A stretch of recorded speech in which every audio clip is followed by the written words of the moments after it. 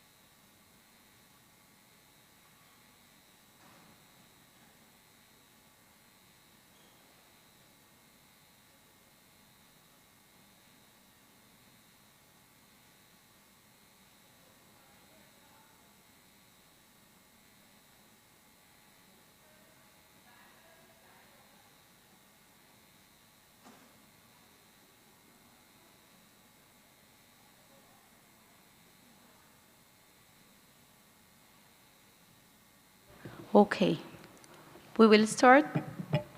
Our second speaker for this session will be Dr. Sarah El-Battouty. She will be talking about the first sustainable rural community in Egypt, Faris Village.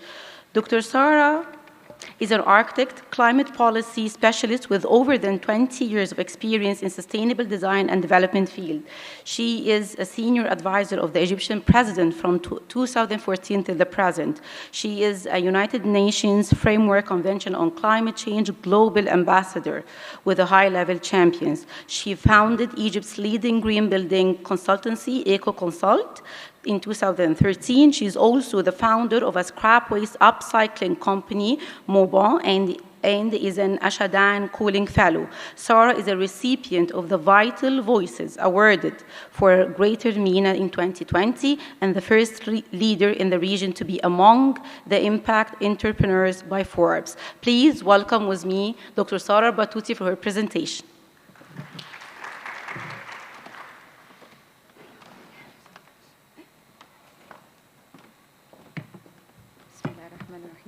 Thank you so much for having me again and for hosting us. Let me just give you a very brief idea on what is Haya Karima. A Decent Life initiative is basically about the upgrading and the embetterment of 4,500 existing villages in all of Egypt. These are existing communities. There are selection criteria for these existing communities. They predominantly operate on rural livelihoods focused on agriculture. Haya Karima is about resilience, but also about adaptation and mitigation. Mitigation in the sense that we are talking about not just the 17 SDGs, but there is a real focus on protection of the livelihoods of the people that exist there. So it's a complex initiative. One of the most difficult things for anyone who works in development is to actually work on something while people are living there. It requires a whole new dimension of respect and professionalism and inclusion, and also lack of disruption to the very daily lives of people. So this is a task that it cannot be done alone. It requires a lot of know-how about Egyptian communities and including these Egyptian communities. Haya Karima is host to around 57 million Egyptians. For me personally, this is the most profound work that we can do on the level of embettering people's lives while they are, and it is a dream for professionals in the development sector to be able to work with something where you can see the immediate effect of it on the ground. From that perspective, Haya Karima is very engaging for the African continent because there are so many similarities and there are so many vulnerabilities that we share with the African continent as well. So when we started, we were approached by the Ministry of Foreign Affairs, the Ministry of Planning, to start thinking about how we can approach something like this so it could be a model that could be exported elsewhere around the world. And the first thing that we thought of was, well, how do we engage the Egyptian community and the various sector of the Egyptian community to go into a project like Haya Karima? With Minister Hala and Dr. Mona Assam's team, we started looking at the SDGs and how we can start working to integrate the SDGs into a particular village of this kind. Our focus was to come in as the private sector and create a project and do the project management plan for one particular prototype that we can then expand. So we looked at one of the villages that was nominated for us, and it was Faris village. Faris is in Komombo and Aswan. It's an existing community, predominantly built on agriculture. However, it does have other activities that can actually produce income for the local community, such as the potential for local tourism, the potential for small-based products. So it has an economy within itself. Right. How do we go into economy and disrupt it? We are causing disturbance. And in that sense, we had to be very sensitive about how do we approach this project and who are the partners that we engaged. Okay, the presentation is in Arabic, but I will go further. The kind of engagement that we want to do is that we wanted to look at how rating systems around the world, and rating systems do promote the embetterment and promote the values of a green village. A green village doesn't only mean, or a green community doesn't only mean having green buildings that are certified. It means how does the community work together on the social, the economic, and the environmental aspects of that village, and therefore there is a lot of discussion about not just how people live inside the villages in the buildings, but how do people move around it, how do people feel, how do we protect them and make climate resilience, etc. So we started developing the right kind of partnerships that will come into this project, definitely under the auspices of the Ministry of Planning and Economic Development with the Sustainable Development Team and the team working under Dr. Gamir Helmi, who is in charge of Haya Karima within the ministry. A private sector company, that is the technical arm, and the project manager, which is eConsult. And we also had the local governor and his office.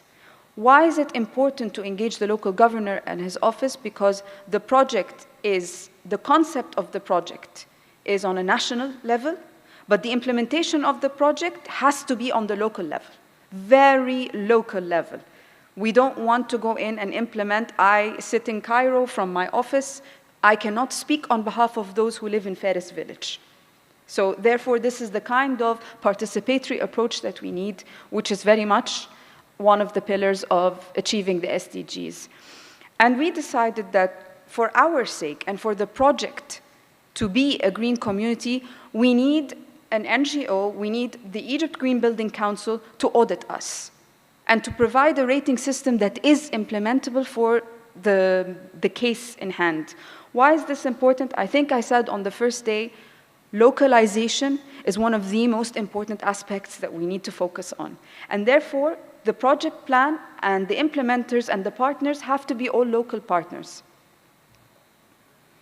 We signed an MOU. We developed something called the Green Guidelines for rural communities. The Green Guidelines are a product that is basically a handbook for the communities that live in rural Egypt to develop guidelines on how to protect themselves, on how to enhance the social, economic, and environmental aspect of the built environment. It's a document that's very simple, designed for non-practitioners. Why is it designed for non-practitioners? Because as architects and developers and construction professionals would know, in rural communities, we're not hired. We don't come in. It's the rural community that build for themselves, with their local homemade expertise. So therefore, I need a document that is suitable for them to understand and therefore can be reciprocated and understood by the local community. We signed this document and then we said we would put this document to the test. And we used Tarsheed rating system, Tarsheed communities, for the entire village of Fez, which has a population of up to 18,000, I think. And we focused on the three aspects. So we had the green guidelines, we had the local government to tell us what are the resources there for power, for water, for maintenance, for infrastructure.